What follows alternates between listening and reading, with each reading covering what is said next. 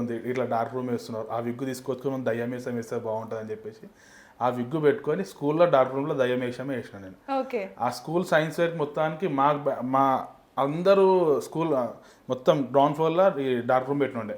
First పైనకి వెళ్ళి కింద అన్ని చూసుకుంటూ రావాలా, చూసుకుంటూ వచ్చి లాస్ట్కి డార్క్ రూమ్లో చూసి బయటికి రావాలా. అంటే వీళ్ళు చూసిందంతా ఎంజాయ్ చేసి ఇక్కడికి వచ్చి భయపడుతుండే, అట్లా భయపడేయాల్సి వచ్చింది నేను. ఆ రోజు ఆ చుట్టుపక్కల అందరికీ అలౌడ్ ఉండే, స్కూల్ స్టూడెంట్స్కి కాకుండా స్కూల్ ఫ్యామిలీ కాకుండా బయట వాళ్ళకి కూడా అలౌడ్ ఉండే, అంత పెద్ద సైన్స్ ఫేర్ వేసి ఉండే స్కూల్లో. ఓకే. అయితే అదే టైంలో నవరాత్రులు అమ్మవార్లను పెడతారు కదా మనకి, ఆ టైంలో మా స్కూల్ పక్కన మెగా ఫ్రెండ్స్ అని చెప్పేసి అన్నవాళ్ళు ఉండి, నువ్వు నేను వేసిన స్కూల్లో వేసిన గెటప్ అది మా అమ్మవారు తీసే రోజు నిమజ్జనం రోజు మీరు వేయాలంటే సరే అని చెప్పేసి నేను ఒక 2 మెంబర్స్తో మళ్ళీ ఇంకో విగ్గు కొనుక్కొచ్చుకొని మళ్ళీ దయ్యం వేషం వేయాల్సి వచ్చింది సెకండ్ టైం. ఓకే. అక్కడ ఏమైంది, నువ్వు డ్యాన్స్ మంచిగా ఆడుతున్నావు అని చెప్పి నాకు కొద్దిగా ఎంకరేజ్ చేసి సెకండ్ టైము 20 మెంబర్స్ వేసినాం అదే మళ్ళీ నవరాత్రులప్పుడు. అట్లా నాకు అలవాటు అయిపోయింది. అలవాటు అవ్వగానే మా ఫ్రెండ్ కుమార్ అని చెప్పేసి అతను ఏం చేసిండు, తొట్టలో తీస్తున్నా అంటే సరే అని చెప్పి మేము నార్మల్గా చూడడానికి వెళ్ళినాం. అక్కడ పోతరా ల్యాండ్ ఇచ్చారు. ల్యాండ్ ఇస్తే నువ్వు వస్తావా, నువ్వు వేస్తావు కదా వేస్తావు అని నేను ఇంట్లో చెప్పలే. చెప్పకుండా సామాన్ ఉండే వాళ్ళ దగ్గర ఆ సామాన్తో వేసినాక ఇంటికి వచ్చినాక అంత పసుపు ఏం చేస్తారు మేడం, గుర్తుపట్టేసి ఇంట్లో వాళ్ళు. ఎట్లా మేనేజ్ చేద్దాం అనుకున్నా చెప్పకుండా, కానీ దొరికిపోయినాం. అట్లా ఇంట్లో తెలిసిపోయింది.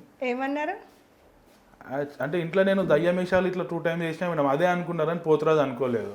ఇక ఆ రోజు మర్చిపోయిన తర్వాత ఇక తెలిసిన తర్వాత ఎవరైనా కానీ వద్దంటారు మేడం, ఎందుకంటే నేను మంచి చదువుకొని ఒక ప్లేస్లో ఉండాలని నా ఆలోచన ఉండే. నాకు డ్యాన్స్ అంటే అప్పుడు ప్యాషన్ ఉండే, ఇట్లా డ్యాన్స్ అంటే నాకు ఇష్టం ఉండే, అట్లా ఆడుతూ ఇక ఎప్పుడు మా గల్లీలో పలారమ్మని తీసే రోజు రిక్వెస్ట్ చేయడం జరిగింది మా మమ్మీ మన గల్లీలో వేస్తా పోతరా చేయాలని ఉంది అని అంటే వద్దు అన్నారు. ఏం చేయలేదు మేడం, ఇంట్లో మమ్మీ నేను సామాను కొనేసుకొని మమ్మీ కాలు మొక్కినా, నువ్వు ఓకే అంటే ఓకే, లేకపోతే లేదనుకున్నా కాలు మొక్కేసి తక్క వెళ్ళి పోతరా చేసి బయటకు వచ్చిన. కొద్దిగా మా మమ్మీని తిట్టినారు, పిల్లగాని ఎందుకు అట్లా తయారు చేస్తున్నావు అది ఇది అని చెప్పి అన్నారు. మా ఫాదర్ కూడా యాక్సెప్ట్ చేయలేదు.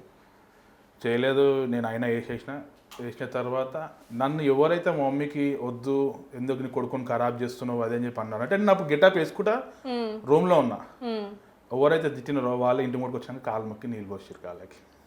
అంటే ఎవరైనా సరే మేడం, మనిషిని క్వశ్చన్ చేయడానికి చేయి చూపించాలంటే చాలా ఈజీ, కానీ దాని గెటప్ అవన్నీ వేసుకొని నేను బయటకు వచ్చినప్పుడు ఒక పోతరాదంటే ఇట్లా ఉండాలా అని చెప్పి వాళ్ళకి అర్థమై కాళ్ళు మొక్కినారు. ఎవరినైనా ఈజీ తీసుకోవద్దు. అవును.